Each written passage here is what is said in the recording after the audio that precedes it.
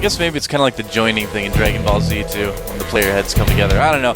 On the left side of the map, we have our Red Terran, the winner of the last game. 3 games away from his spot in Code S. He is... Slayer's GanZI. Slayer's GanZI, yep. There he is. A little bit cold in the booth maybe. He's wearing a long sleeve shirt today. It's definitely not cold outside, that's for sure. No, it isn't. On the right side of the map, we have the loser of the last game. He wants that Code S spot. Bad mole trap. He is. MarineKing Prime Week. Really wants it. It's just kind of weird to see him down in Code A. I don't know. I mean, for people like me, who, you know, I was such a, I still am, was and am.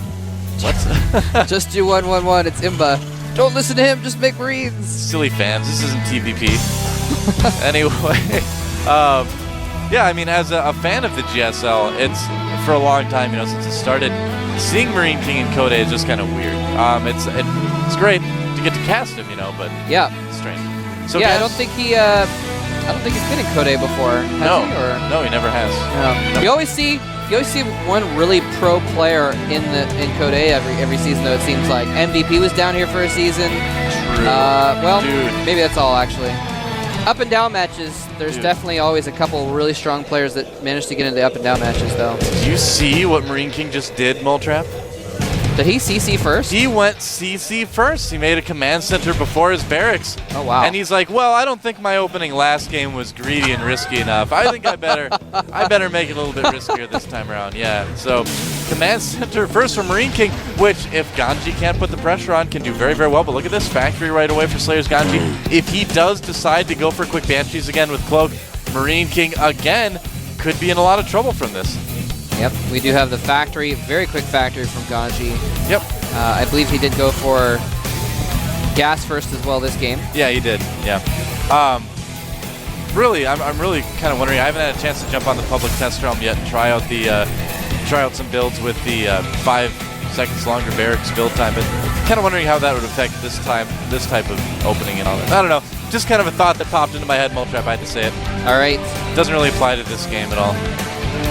You know what I think? What's that? I think I really like the animation for the command center triggering an orbital command, especially the end where like the radar dish like kind of spins into place. It is pretty cool. I don't know. It's just a very satisfying. It is satisfying animation for some reason. I agree. You know that it's much more satisfying than when an add-on starts on a building, because the add-on just kind of flops out like a beached whale. You know, it's not like very efficient. I don't know. Maybe the add-ons are really durable, but it always kind of makes me laugh when I see an add-on come out. I always see like, beached whales coming out of factories. Well, that's the beached whale factory, man. Where do you think they come from? They're not born or anything. Slayer's GanZI's getting blue flame Hellions.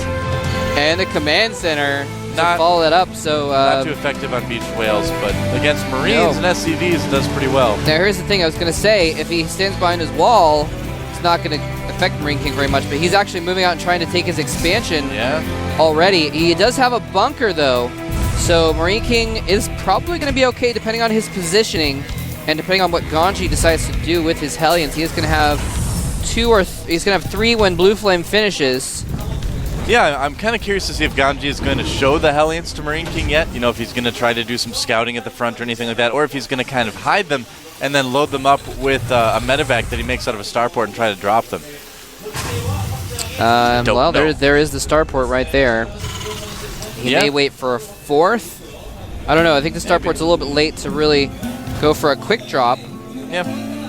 Ideally, he would want to have the medevac out right now so it would finish with Blue Flame, but... He's getting a Viking right away, so I guess that's not going to happen. Well. MarineKing, on the other hand, getting a lot of barracks, getting his factory right now. So we might see him just do standard Marine at the main of MarineKing, those Hellions going in trying to prod, and no SCVs had gone down to the expansion yet except for 1. So he actually takes a lot of damage on those Hellions and only gets a single kill. Well, at least he didn't lose them. I mean, he can go back to repair, but it's kind of embarrassing to go into a mineral line and there's no SCVs there. It's, I don't know. It's like showing up at a party too early. You're like, yeah, let's do this. It's like, oh, I'm just me and people I don't know. Oh, that SCV. Take that, scouting SCV. They got 1. They feel a little bit better now. Concussive Shells and Marauder on the way from MarineKing, so we may see him just go straight up bio this game, actually.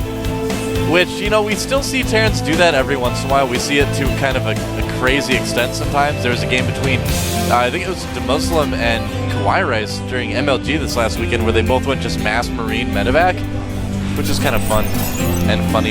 Yeah, and I think you're right. MarineKing is putting the reactor down on his factory next to the starport, so he's going to switch over the starport and start building lots of medevacs. And, you know, that's MarineKing. It's MarineKing. He goes bio. It's what he does. And he is one of the few people, I think, that is capable of pulling off the mass bio even against the mass mech style that GanZI appears to be going for. Well, he's the best person in StarCraft 2 at that. Oh, looks like he hasn't switched over the factory in the starport quite yet. Oh, well. I'm sure he will soon, though. But, yeah, I mean, we still see players going bio once in a while. Against mech, it's very, very difficult, too. A map like Dual Sight, it's wide open-ish in the middle, but hold not that as thought much. Because we got 4 Blue Flame Hellions getting dropped in the back here. Oh, I've got at least 6 seconds to keep talking before that happens. I'm sorry. Here comes that drop, and he pulls the SCVs immediately. No kills just yet. Getting a couple, but the Marines are there. Yeah, and they're going to force it back. Well, smart for him to lift that. I mean, no reason to lose those Hellions. I mean, GanZi's really showed us these last 2 games he's doing a good job of not losing units. I like the depot wall behind MarineKing's main base to kind of make sure that the Hellions have less room to maneuver. And he's dropping him back here and loses them. Oh, loses the medevac as well. You remember like 10 seconds ago when I was talking about how great it was that GanZi wasn't losing units? Yeah, you were wrong about that one, man. I don't know. I was right at the time, and now not so much. No, Nope. It was great. It was great. It was great while it lasted, you know? Great while it lasted. One of those things that was nice to talk about, but now it's over. Yeah, a little bit strange considering the fact that he was so conservative and had such good control with his Banshees in Game 1. And here he is just kind of throwing away his Hellions and his medevac here in Game 2. Kind of tried to force it to work, didn't quite work out. We did see that GanZi's going definitely mech. He's got 3 factories out right now, whereas MarineKing's going definitely bio. Getting +1, getting stim, getting combat shields. Man, the production tab for MarineKing was going crazy for a second there. He had all kinds of upgrades going on. It's like if each player was a yo-fat or a low-fat yogurt, MarineKing would be simply bio, and GanZi would be simply mech.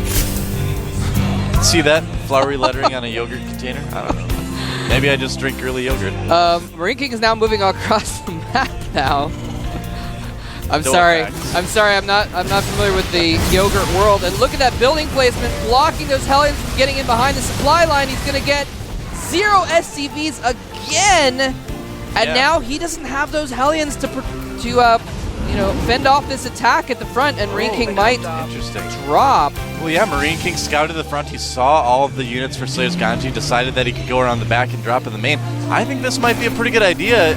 Is siege mode finish it for GanZi? It is. It is, and okay. He's going to siege up, and this is actually really bad for MarineKing unless he pulls back.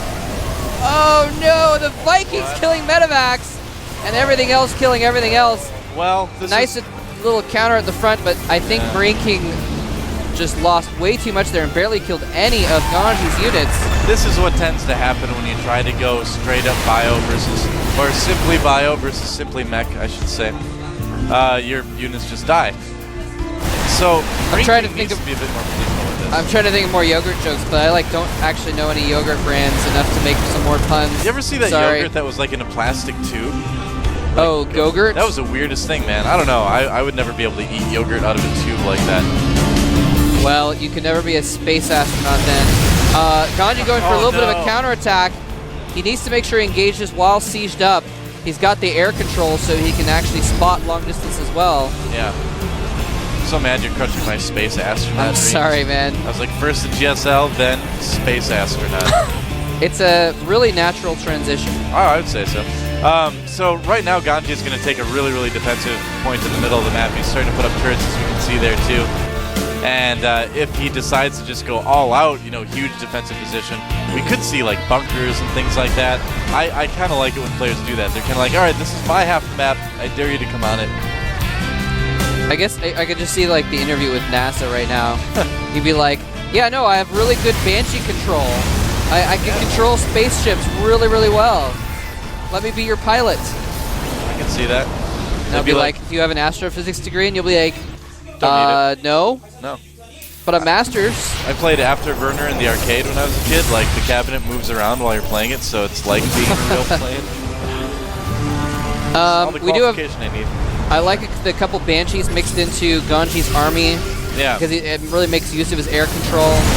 Oh, but look at this. MarineKing catching him a little bit on siege. Does he have enough bio to take out the army? I don't know. The Banshees and all the air getting lost. And MarineKing, well, it's going to be a fairly even trade, but GanZI will come out a little bit ahead there. Yeah, unfortunately, GanZI's troops were kind of split up, so MarineKing couldn't quite get in close enough to all the tanks quick enough, and there were still 3 or 4 shelling MarineKing's army the entire time. Oh, Hellion's coming in. He's going to lose one. Well, it's like, no! How exactly do those shells work? Are they like filled with glue or something like that? I mean, I don't know. Well, I guess they're concussive shells, right? Concussive? So maybe they just make you so groggy that you can't move as fast. Why does that work on mechanical though? I don't know. I don't know. Maybe the driver inside. He Maybe like knocks him out and he like lets his foot off the gas pedal for a moment. Maybe it concusses the tires of the Hellions, and they pop the tires. And need to hit that button like Speed Racer has. Exactly. It takes a second before they can reinflate their tires with a little special Speed Racer button. I can see that. All right, that makes sense. I accept it. Plus 2 vehicle weapons going up for Slayer's GanZI, whereas the bio from MarineKing is going to be 2-2 as well. Both these players keeping up pretty well with the upgrades. Oh, a fusion core on the way for Slayer's GanZI as well. Might see some battle cruisers. And that is going to be interesting, and it's going to really make use of the fact that he does have the air control. Yeah.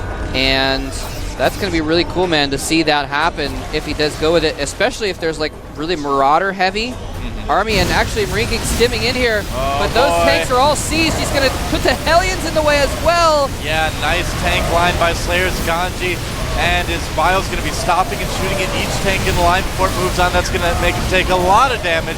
You know, and again, MarineKing coming out just a little bit behind Slayer's GanZI. Now, if we look at the supply count, GanZI is starting to edge ahead in that regard. Yeah, at the beginning of the battle, they were both tied at 160 supply. GanZI is now 20 supply ahead because he was just so much more cost efficient. He was actually kiting with his Banshees as well. Ooh! Nice hit from those Hellions before getting taken out. He was actually kiting with his Banshees during the battle as well to get even more damage, and every time MarineKing attacks, the Vikings kill all of his medevacs. Yeah, that's big too. You know, I wanted to talk a little bit about air. As we can see there again, he's got those 2 Banshees and the two Vikings. We've been seeing Terrans, you know, go for a good amount of air as well, kind of tied in with the mech, and we've also seen some players go crazy with it, like Bomber lately has been going very heavy air in his TVTs. So it's kind of very much the newest school of TVT in Slayer's GanZI versus the oldest school of TVT in MarineKing. And MarineKing, I mean, he's one of the best at this bio-style TVT. Yeah. And you know what I wouldn't be surprised if we saw, though, is all that thought he's trying to push in, and he's falling back. I wouldn't be surprised if we actually see some kind of a crazy drop, like mass drop base trade thing, because MarineKing, he's good at that. And that's how he beat Nada in like a few of their games a few seasons ago. Oh, these Hellions coming into the gold base for MarineKing. And not a lot of SCVs there, but it does force MarineKing to pull back a little bit. And first battle cruiser is on the way. Sieging up there. MarineKing might be in a lot of trouble here if he moves into this location. There's so many tanks. Yeah, Every volley of shells is destroying masses of MarineKing's army, and the entirety of his army does go down. This time GanZI winning such a decisive battle and killing off the medevacs again that he's now 50 supply ahead. Yeah, well, I mean, MarineKing is just engaging at the wrong angle every time. Oh, losing more SCVs to these Hellions, losing some mules as well. But he's attacking. If you kind of imagine GanZI's tank line like an eye, MarineKing is trying to be like the cross piece that makes it into a T. And the battle cruiser is operational. Yeah. I think we might see GanZI take game 2. Because, when you attack in that position that I was talking about, every time your bio stops to kill a tank, you just take another volley from everything behind it. So you just can't beat it if you're engaging like that. And there's the battle cruiser, so good against bio, basically mass units.